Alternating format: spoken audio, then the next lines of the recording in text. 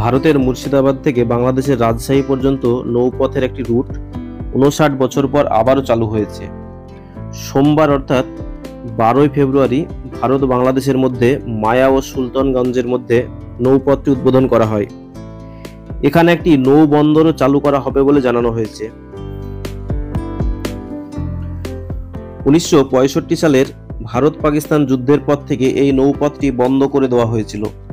এখন দুই দেশের বাণিজ্যিক স্বার্থ বিবেচনা করে এই নৌপথ চালুর সিদ্ধান্ত নেওয়া হয়েছে। তবে সংশ্লিষ্ট ব্যবসায়ীরা বলছেন, বন্দরকে ঘিরে অবকাঠামোগত যেসব সমস্যা রয়েছে সেগুলো দ্রুত সংস্কার না করলে সুফল পাওয়া যাবে না।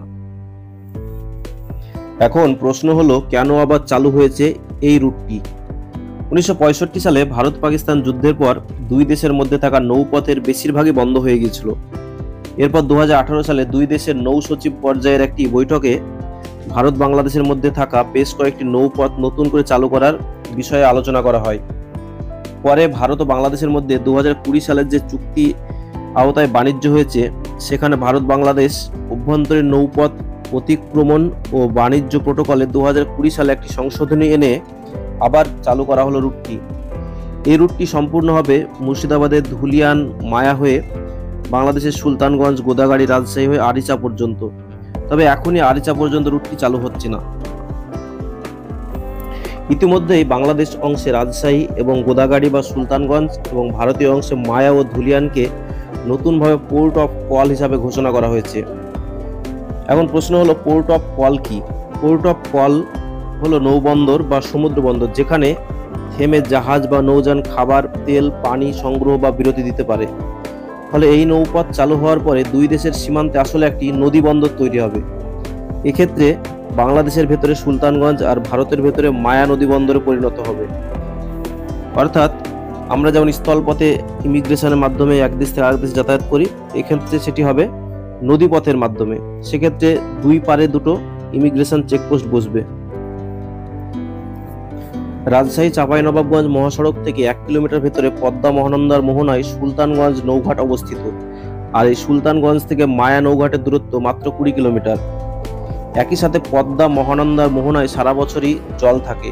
ফলে ভারতের পশ্চিমবঙ্গের মায়া থেকে সুলতানগঞ্জে পণ্যবাহী জাহাজ বা নৌযানের সময় লাগবে ১ ঘন্টা। এক্ষেত্রে দুই দেশের দূরত্ব কমে যাবে প্রায় ১২০ কিলোমিটার।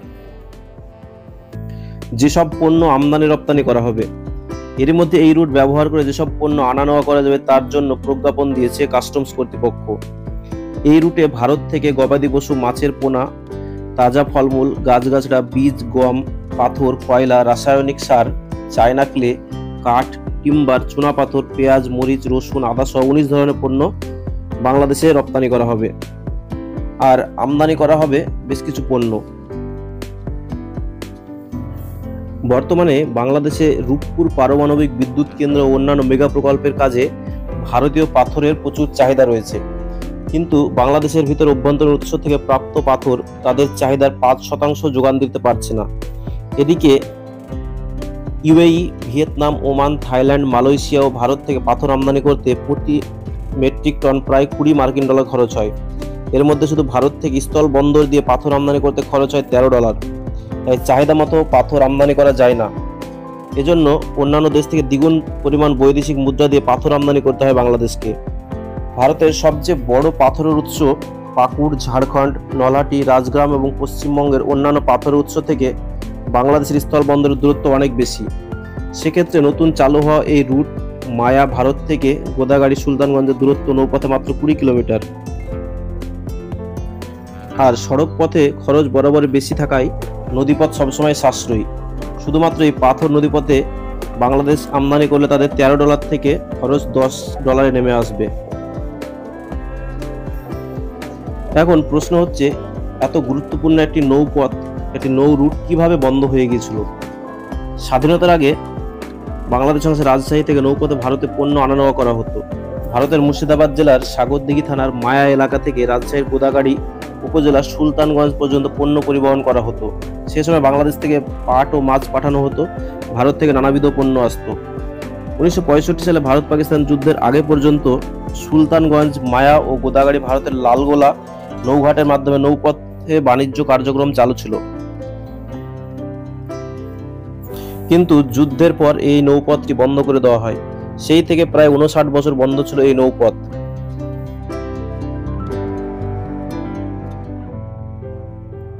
তবে এই বন্দরের সুফল ভোগ করতে গেলে এর অবকাঠামোগত উন্নয়ন করা দরকার।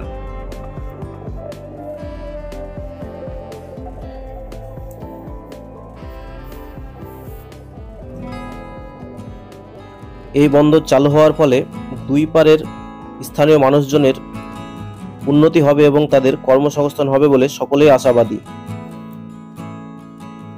তবে দুঃখের কথা একটাই যে এই বন্দরের মাধ্যমে কিন্তু মানুষ পারাপার করার বিষয়ে এখনো কোনো সুনির্দিষ্ট সিদ্ধান্ত আসেনি।